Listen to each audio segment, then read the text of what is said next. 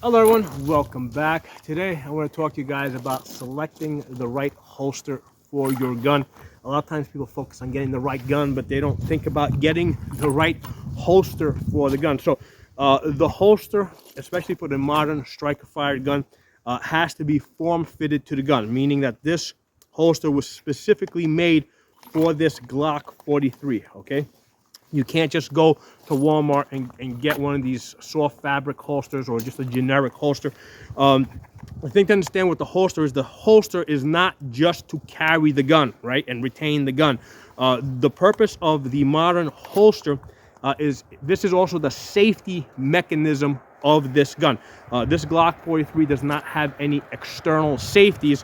The holster is what protects the trigger guard and prevents this gun from accidentally firing. Okay, so as long as this gun is in the holster, this gun is safe and it cannot fire. Okay, so that is the only reliable safety that you can depend on for the gun. The external safeties, right, like the thumb safeties, what I have seen over 12 years of training people is with those type of external safeties, they're usually off when you wanted them on or on when you wanted them off, which means that it doesn't actually make the gun safer, right? So if you need to use the gun, if you're depending on the gun to work and the safety is on because you forgot to take it off, then basically the gun isn't working the way it's supposed to work. So what I find with people is, especially under a stressful situation, right, like a self-defense situation, you want to think about the least number of things possible. Now, you might say, hey, with lots of training, you'll remember to take the safety on. Here's the thing. If I put enough stress on you,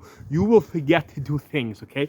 And that's one of the things that I do when I train people. I intentionally stress them because all defensive shooting situations are under stress. Okay, so no external safeties on the gun. The gun will work better for you if it doesn't have one. Depend on the holster to be the safety mechanism for the gun. Okay, now aside from those features of basically it's got to hold the gun, it's got to basically retain the gun, it's the safety mechanism of the gun. Another important consideration is being able to get the holster on and off your body quickly. So when I put this on my belt, so first of all, I have here a gun belt. This one's made by Core Essentials. There's other ones out there. Brash Tactical also makes one. It's basically specifically made to be a gun belt. Okay, and what I'm able to do is I'm able to basically get this on quickly. Okay, quickly tighten the belt up, right, and then I'm able to draw and quickly reholster. Okay, now the reholstering part, okay, is important because in a self-defense situation where you have to use your gun to defend yourself, after you scan and assess the area, and you need, and I always recommend scan and assess, not just to see if there's additional threats, but also to break that tunnel vision, right, to kickstart your brain into thinking about what you need to do next. You need to get the gun back into the holster. So a lot of people focus on the quick draw, right, being able to come out and get on target fast, but you also need to get the gun back into the holster, pretty quickly. So that may include getting through your clothing. I got lots of layers of clothing here that I have to get through, and that has to be part of the training that you do, right? So you gotta be able to come out, fire your shots, and then basically figure out how you're going to quickly get back into the holster. So even with some guns, let's say like double action only guns, right? Like a revolver that has a long trigger pull. Yes, it is probably safe to carry a double action revolver in maybe, let's say, a fabric holster. But the problem is reholstering. Are you going to be able to reholster the gun as easy? And what I usually find is that people get into problems. Now, as far as the striker fired gun, let me loosen it. Again, I love this Core Essentials belt because I'm able to quickly tighten it up and loosen it with the press of a button. I've done other videos on this. Especially useful if I'm going to sit down in the car seat where I want to loosen the belt up, and as soon as I get up, basically I just tighten it up, and So look up my reviews on Core Essentials belt. I think it's a good choice, but I want to be able to loosen this up and then quickly get this off my body. When I go home at night, okay, I don't unload this gun, right, because it's dark. I can't see very well. I don't want to put the lights on because my kids are sleeping, my wife is sleeping, so the last thing I want to do is start fumbling around with unloading this gun in the dark. Okay, so the gun comes off my belt like this. This is how it goes into the safe. The next morning I take this off and I put this on the belt. Okay. The other thing is, if I'm going to, I just tighten up the belt really easy. The other important thing is, if you got to have a bathroom plan. How are you going to use the bathroom? I don't want the gun basically on the outside of my pants hitting the floor. What I want to be able to do is loosen up my belt, take this, take the gun with the holster off my belt and stick this in my pocket. Okay, and now I can drop my pants and use the bathroom. Okay, and then when I'm done, I can stand up. Take this off. By the way, this holster that you see here, this is from Nightfall's Custom. They make great holsters. I've done reviews on Nightfall's Custom. You should look that up. Just look up my channel name and Nightfall's Custom. You'll see it. It was custom made for this G43 with the suppressor height sights and the red dot. So anyway, I want a holster that I can stick in my pocket when I want to use the bathroom, and as soon as I'm done, take this out, put this on my belt. Okay, so again, the belt is part of the system here, right? So I need a belt that can retain this, that I can quickly tighten, right? Just like that. And then I can draw the gun, right? And when I draw the gun, I don't want the entire holster coming off my belt.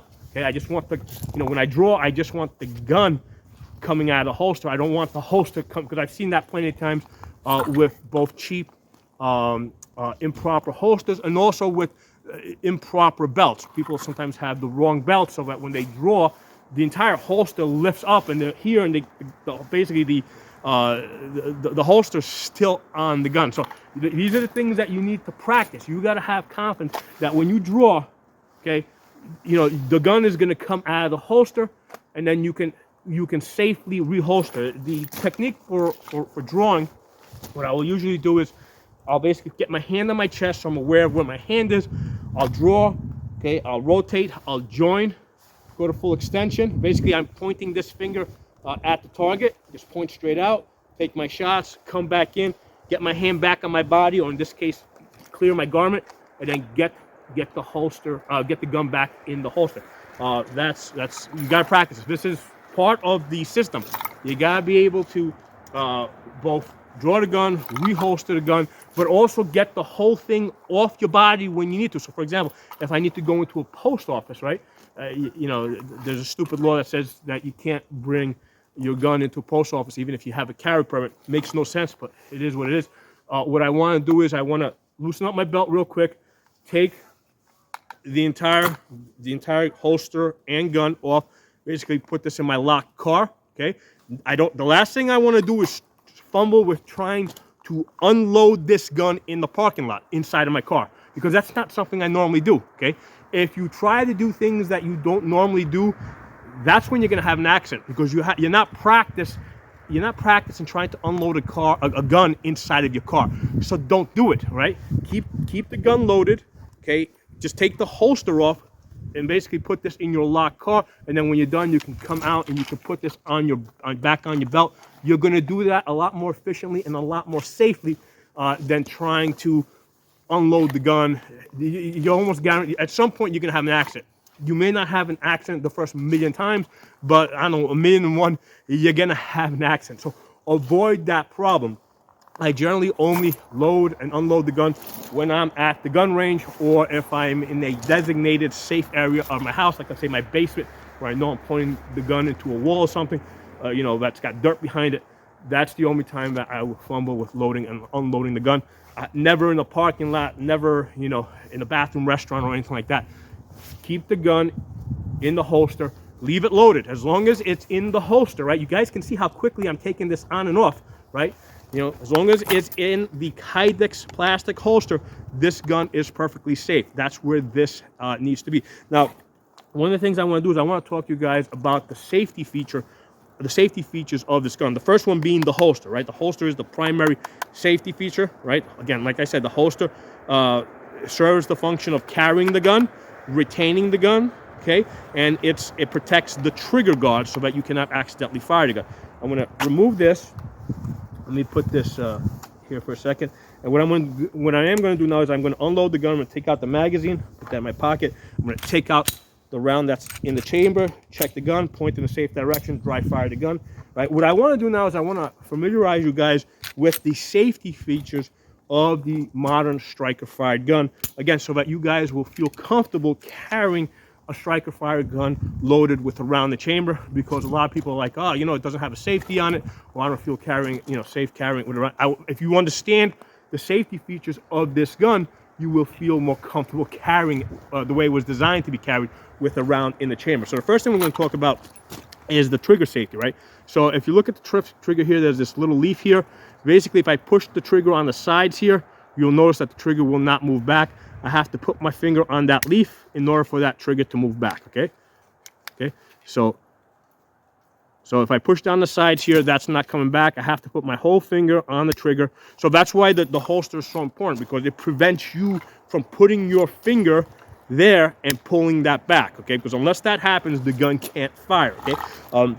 The second mechanism, safety mechanism that's built into the gun, aside from the trigger safety, is the fact that the trigger must move back, okay? So the trigger must move back, because what's happening is when you rack the slide, the gun is basically in a half-cocked position, okay? Let me put this away and let's look at the slide for a second so that we can understand. So when you press your trigger, right? When you press your trigger, you'll see how that sear moves back. Let me get behind the camera so you guys can see better. So you see how that sear is moving back?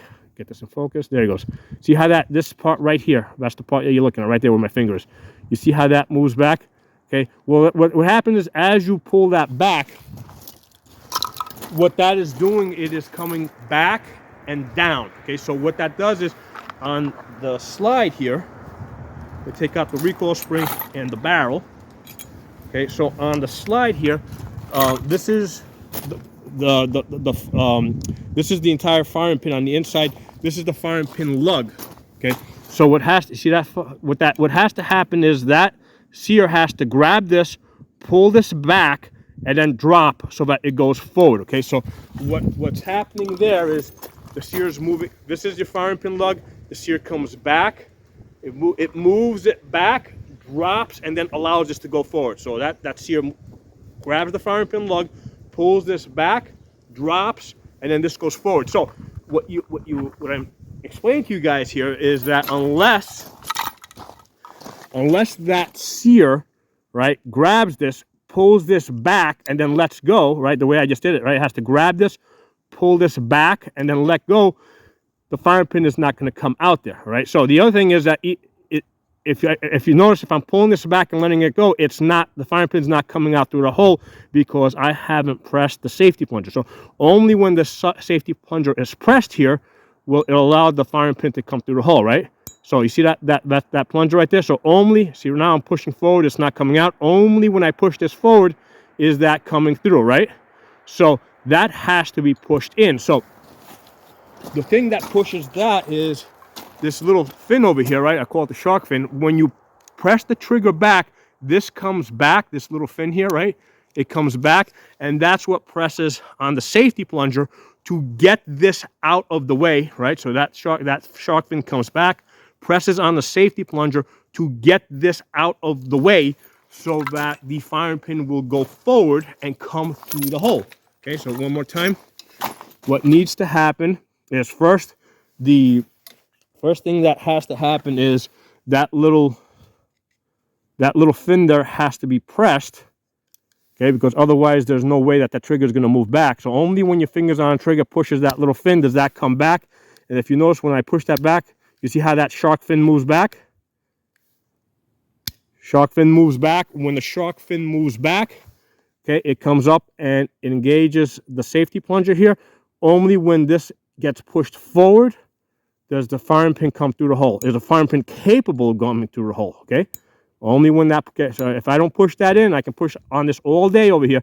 That's not, so that's blocked, right? That is blocked. Unless that gets pushed in, that is completely blocked, okay? And then again, so the firing pin, the firing pin block has to get out of the way.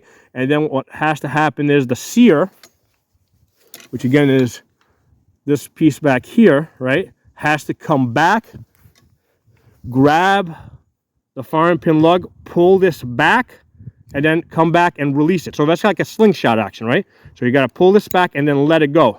So if you don't pull that back and let it go, it's not going to work. So when you put the gun back together, so we put the barrel back in there.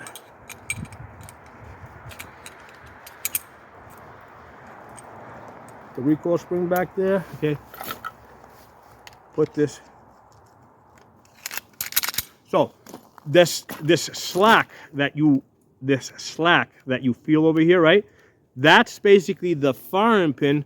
I'm sorry, that's basically the sear grabbing that firing pin lug and pulling it back all the way. So that's completing the cocking action. Okay, so when you rack the gun, you put it in a half cock position, and then as you press the trigger, you complete the cocking action. So basically that trigger needs to come back to build up, to get into a position so that, and build up tension so that the firing pin will come forward with enough force to strike the primer on the back of the cartridge. But that firing pin is only going to come forward if the shark fin pushes up and gets the safety plunger out of the way. Okay, so that's why these striker fired guns are so safe to carry. There's at least three safety mechanisms built into the gun, and for that reason you don't need any additional safety mechanisms on the outside of the gun, like thumb safeties or backstrap safeties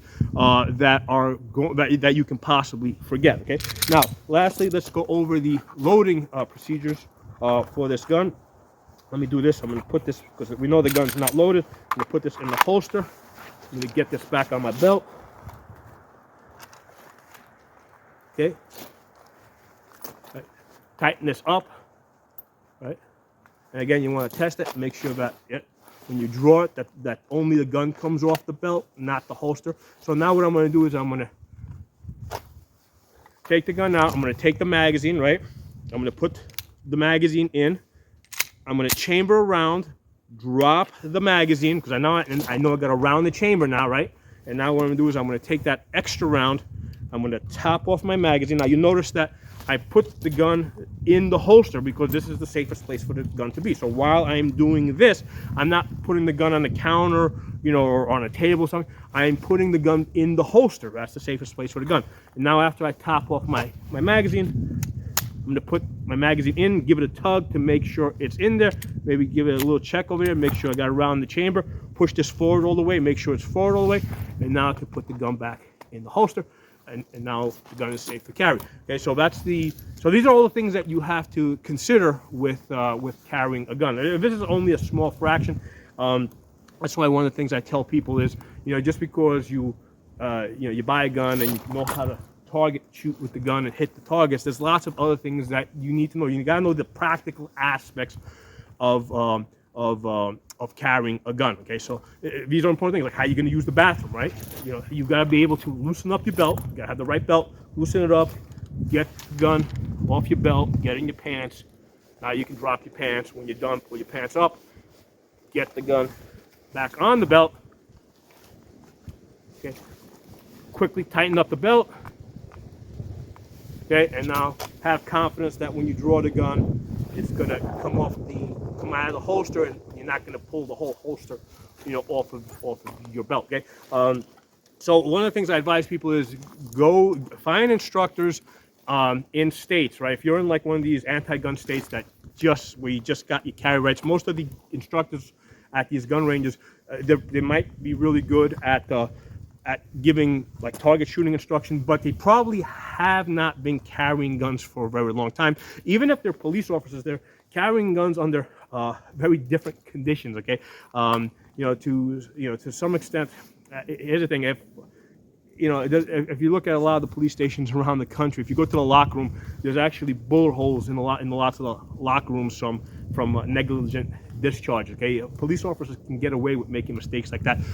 Civilians cannot, right? You have a negligent discharge, they're going to take away your carry permit. They might even try to prosecute you, especially if somebody is injured during that negligent discharge. So that's the reason why I tell you it's really important that the gun does not come out of the holster until you're ready to use the gun, okay?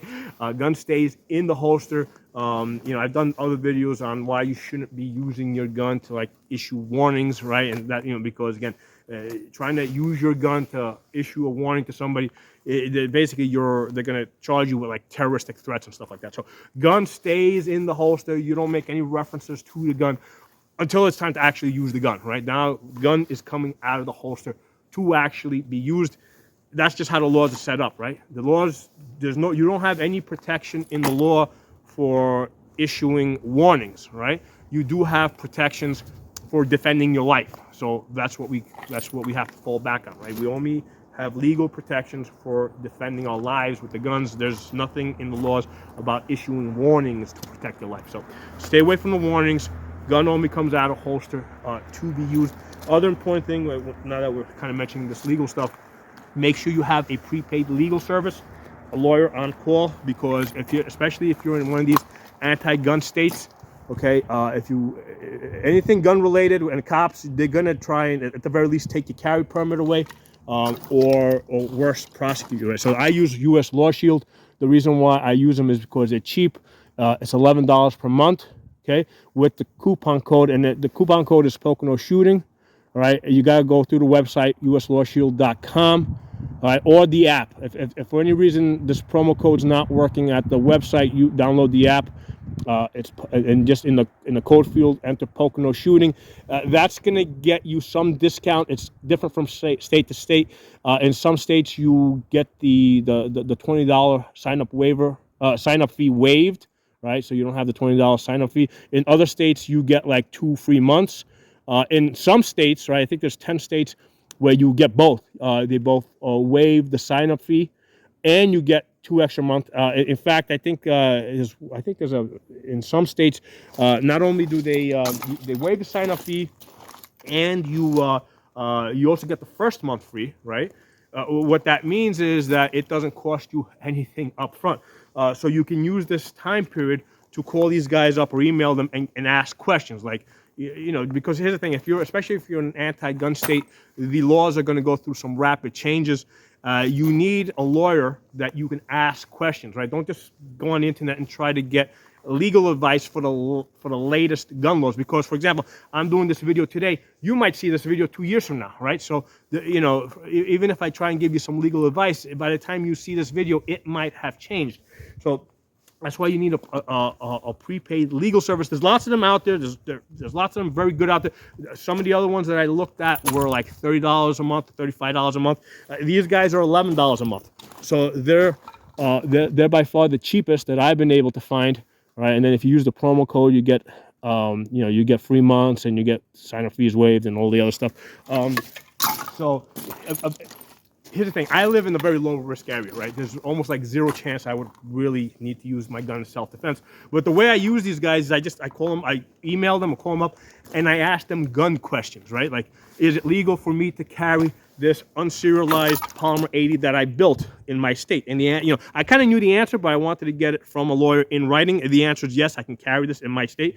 Is it legal in your state? I don't know. You gotta ask these guys. Now, the other way I use them is if I'm traveling. For example, if I'm traveling to Florida, can I bring my gun down there and carry it over there? I know my state has reciprocity with Florida, but can I carry this gun specifically because it's unserialized? I don't know.